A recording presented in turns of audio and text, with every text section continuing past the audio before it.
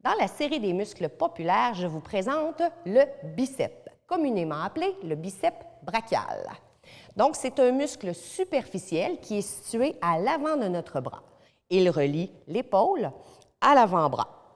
Il est composé de deux chefs, donc de deux branches, d'où son nom biceps. Le long chef et le court chef. La longue portion du biceps est la seule qui est biarticulaire. Donc, biarticulaire, c'est-à-dire qu'elle croise deux articulations, l'articulation de notre épaule et l'articulation du coude. Donc, elle permet une action sur le coude, mais aussi sur l'épaule. Il n'y a personne au-dessus du biceps, il n'y a aucun muscle qui est plus superficiel que notre biceps, mais en dessous du biceps, on retrouve le brachial, qu'on appelait anciennement le brachial antérieur, qui est un fléchisseur de coude. Origine-insertion du biceps. Le court chef s'origine sur le processus coracoïde qu'on voit en fait sur la scapula ici, donc le processus coracoïde. Le long chef sur le tubercule supraglénoïdal de la scapula et le labrum. Les deux chefs vont aller s'insérer sur le radius ici, qui est l'os de notre avant-bras. Action. Qu'est-ce que fait comme mouvement notre biceps? Donc, le biceps fait essentiellement de la flexion du coude. Son efficacité maximale est à 90 degrés d'angle au niveau de notre coude, donc 90 degrés de flexion. La longue portion du biceps étant biarticulaire, donc en plus de permettre la flexion du coude, elle permet la flexion de l'épaule. En plus, quand notre coude il est plié 90 degrés, le biceps il est le plus puissant supinateur de l'avant-bras. Qu'est-ce qu'un supinateur? C'est le fait d'amener notre paume de main comme ça ici vers le plafond.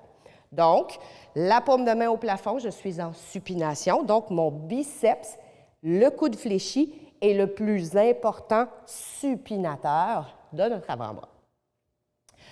La longue portion du biceps agit aussi comme un coaptateur de la tête humérale. Donc, qu'est-ce que ça veut dire? C'est qu'il maintient la tête de l'humérus dans le socket de la scapula, donc de l'épaule.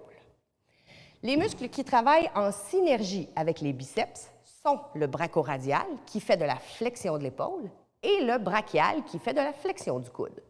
Les muscles qui vont travailler contre les biceps sont les extenseurs de l'épaule, tels que le triceps pour l'extension du coude. Et pour l'extension de l'épaule, on a par exemple le deltoïde postérieur et aussi le triceps qui participe à l'extension de notre épaule. C'est un muscle qui est très populaire car il est généralement connu de tout le monde. Il est précisément apprécié par les gens de gym et les haltérophiles, puisque c'est lui qui donne une belle forme à notre bras, n'est-ce pas?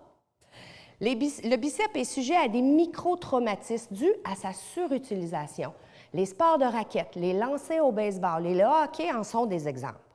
La longue portion du biceps, je vais vous montrer ici, donc la longue portion du biceps passe dans une coulisse qu'on appelle ici la coulisse bicipitale. Donc, on le voit très bien. Je vais essayer de cacher comme ça ici.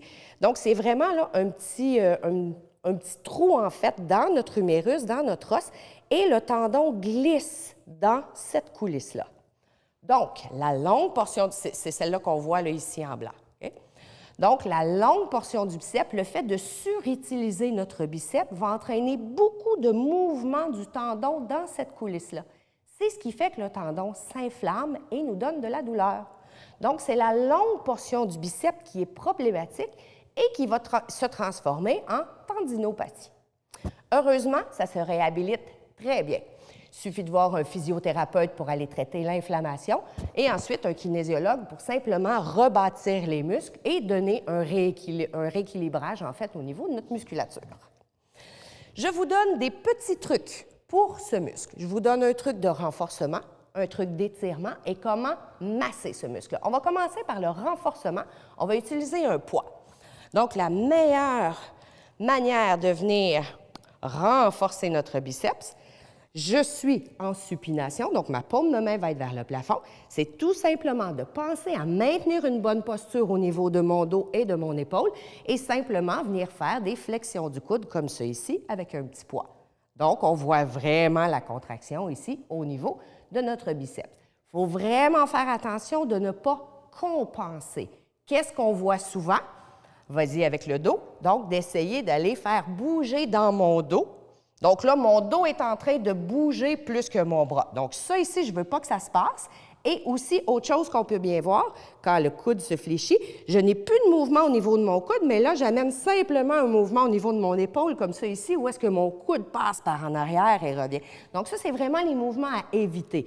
Je veux vraiment maintenir mon dos droit et simplement pas de mouvement dans mon épaule, juste un beau mouvement de flexion du coude et un beau contrôle pour revenir. Donc ça va aller pour mon renforcement de biceps. Comment est-ce qu'on fait pour étirer ce muscle-là? Ce n'est pas un muscle qu'on étire énormément, sauf si on a une blessure. Donc, si on a eu un problème avec justement la longue portion ou quoi que ce soit, qu'on a une irritation au niveau de notre épaule, qu'il y a quelque chose qui coince en fait ici dans notre coulisse, ça va être important de venir créer un étirement. À ce moment-là, on va utiliser un comptoir ou une table, quelque chose de quand même surélevé. Je vais simplement placer la paume de main, disons que c'est un comptoir, là. Je vais simplement placer la paume de main vers le bas, sur le comptoir. Puis là, on va laisser un pied avancer doucement devant. Et là, on va venir sentir un petit étirement. On va juste essayer de maintenir quand même le dos droit.